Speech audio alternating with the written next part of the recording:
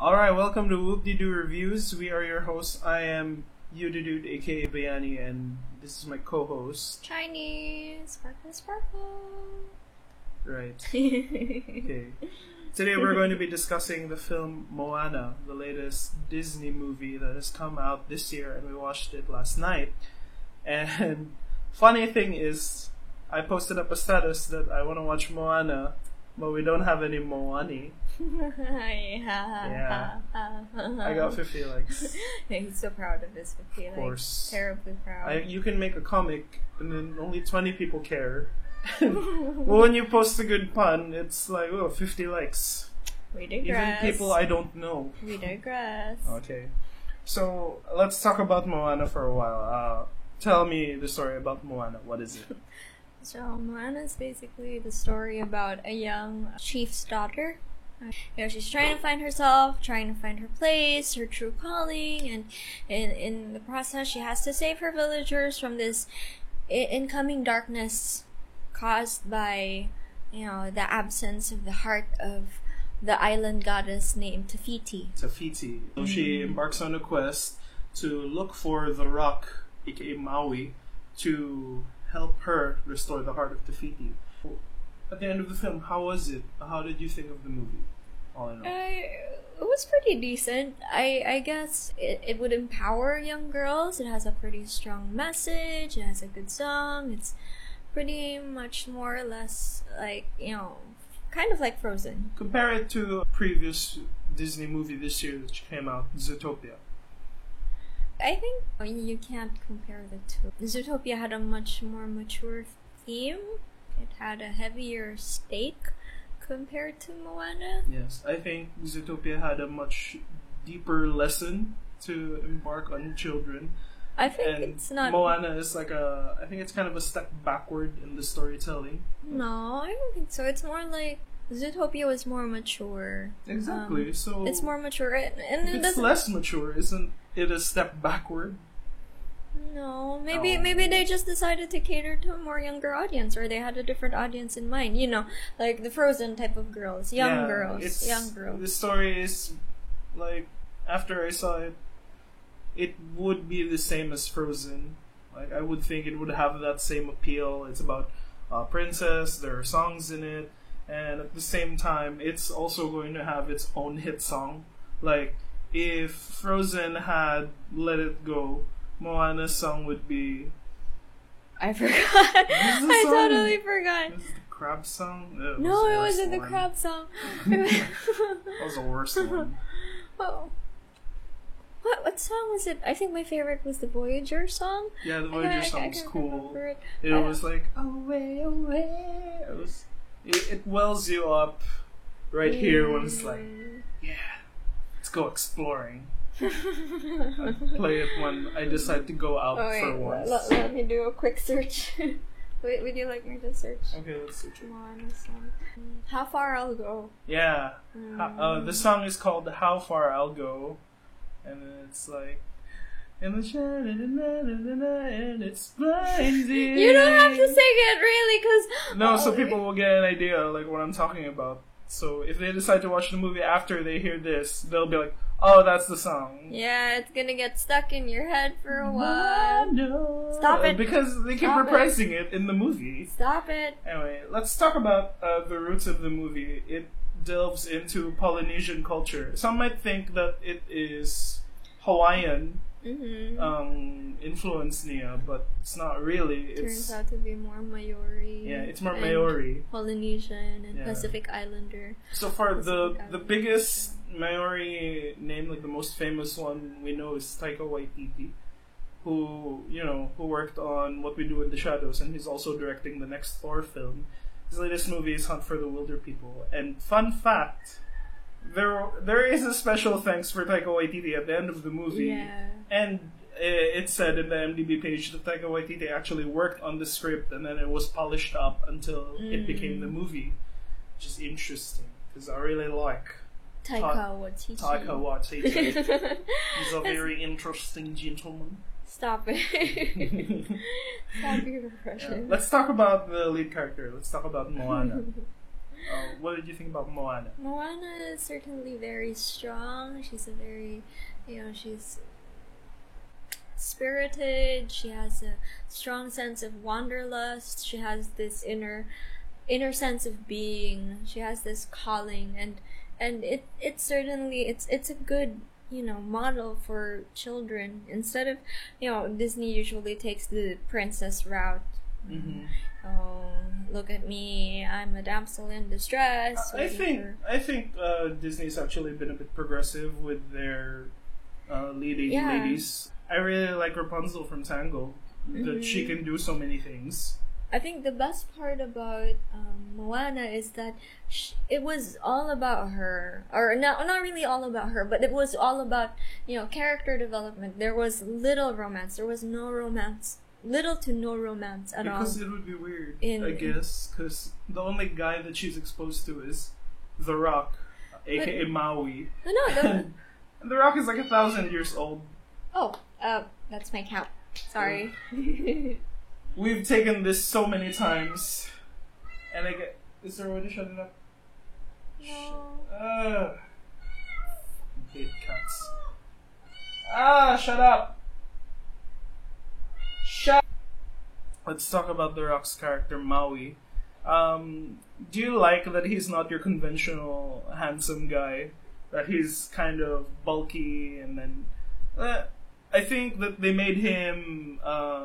they didn't make him so handsome at first because initially the audience is supposed to think that he's some sort of villain. Mm-hmm. And then after they're introduced to him, he's actually... he's a pretty nice guy, actually. He's The Rock. It gives him more character, I guess. Yeah. His appearance gives him character. When I watch it, I'm reminded of Disney's Hercules.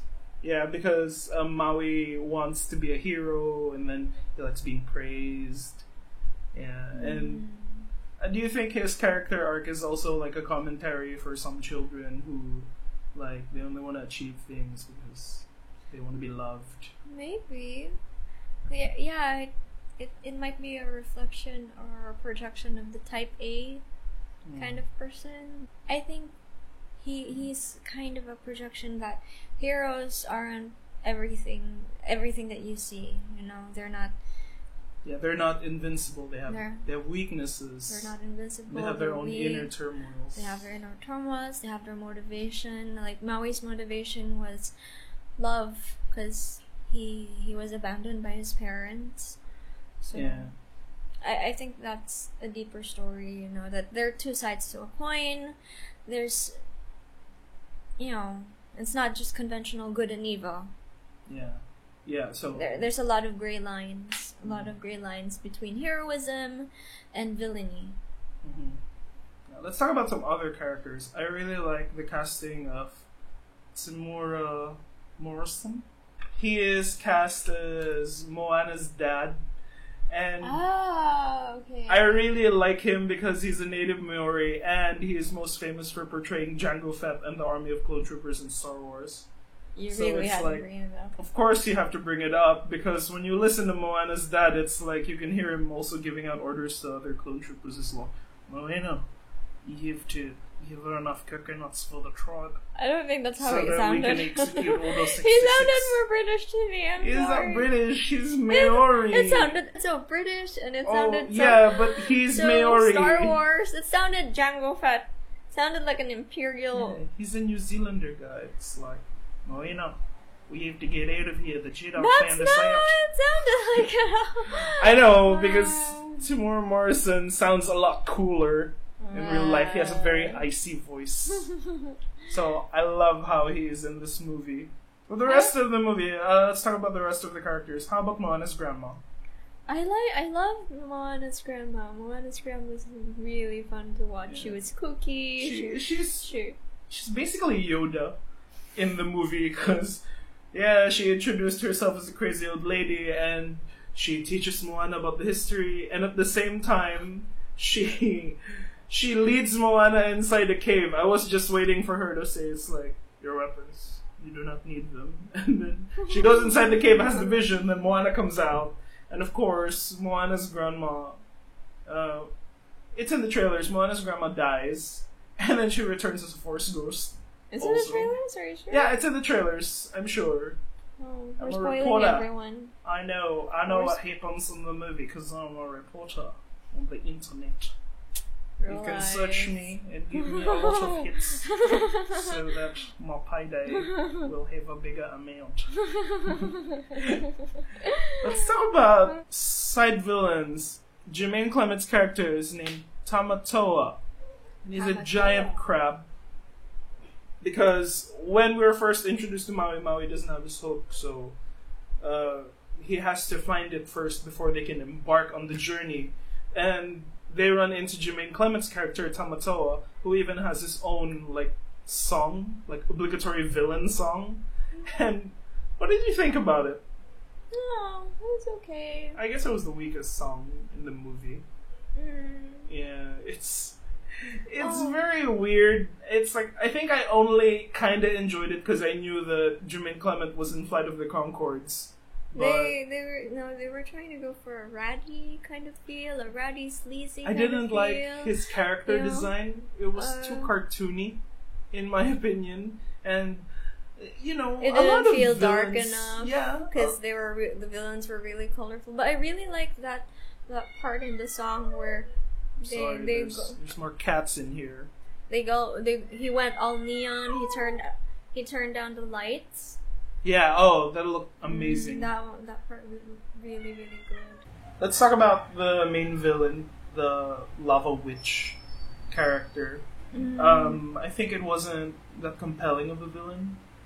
Yeah, she wasn't really imposing. You'd think she'd be imposing at first. The battle it's okay. You think of it as a middle section sort of battle, not as a finale. The movie doesn't climax properly. I guess, yeah, the climax kind of falls flat. Yeah, it does. It's not high enough. It's not a high enough kind of climax for me. But I guess kids would find it oh, look at the lava monster. Oh. The movie is very, very beautiful. It is.